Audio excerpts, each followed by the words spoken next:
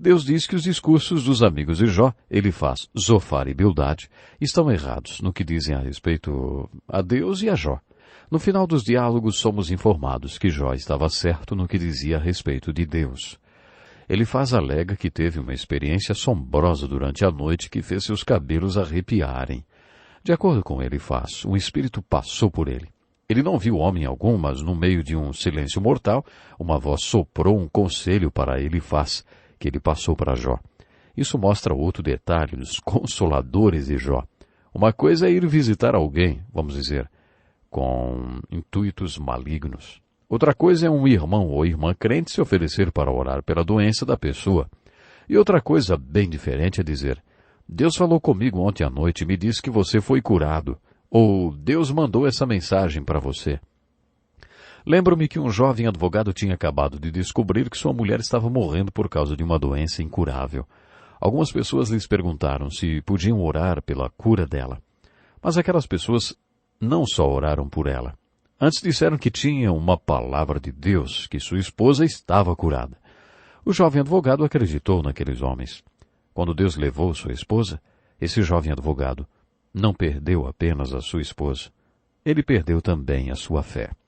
Ele disse: Eles me disseram que Deus tinha dito que minha esposa estava curada. Quando aquela mulher de 32 anos morreu, aquelas pessoas não tinham nenhuma palavra de Deus. Isso é muito perigoso. É perigoso você dizer: meu conselho para você é baseado numa palavra de Deus. Deus falou comigo. Foi exatamente isso que Elifaz fez. Mas Deus disse a Elifaz que ele estava errado. Sabemos que Deus não falou nada daquilo. Elifaz insistiu que o sofrimento de Jó era causado pelo pecado em sua vida. Lembre-se que no diálogo que Deus teve com Satanás, depois do primeiro teste no qual Jó foi aprovado, Deus disse a Satanás: Reparou em meu servo Jó?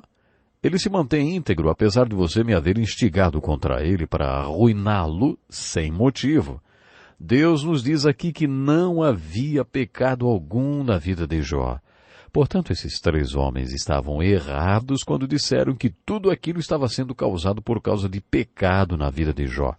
Bildade culpa os filhos de Jó. Jó perdeu 10 filhos. De tudo que aconteceu, essa foi a sua maior perda. Bildade diz: quando seus filhos pecaram contra Deus, ele os castigou pelo mal que fizeram. Em todos os discursos de Bildade, ele vai falar para Jó que a causa de seu sofrimento é o pecado de seus filhos ou o pecado do próprio Jó. Em seu terceiro discurso, Bildade insinua que Jó seja um pecador tão terrível que deve ser um verme de pai para ter gerado filhos tão pecadores. Zofar, o terceiro amigo de Jó, amigo entre aspas, é agnóstico. Ele é um daqueles homens que dizem: eu não sei, você não sabe, ninguém mais sabe, mas faz bem pensar sobre isso. Zofar fala um monte de coisas, mas em resumo ele diz: você sabe? Você sabe alguma coisa? Alguém tem como saber? Deus sabe, mas você não sabe. Ele também chega à conclusão que há pecado na vida de Jó e que ele deve se arrepender e levantar os braços pedindo perdão de Deus. Zofar diz: Deus está sendo misericordioso em punir você bem menos do que você merece, Jó. Tamanho pecado deve ser o seu. Esse foi o consolo de Zofar. Quando Jó fala, as suas palavras são muito mais edificantes do que as de seus amigos. Em seu discurso, ele faz as perguntas certas, ouve as respostas de Deus às suas perguntas certas e crê nas respostas de Deus às suas perguntas certas.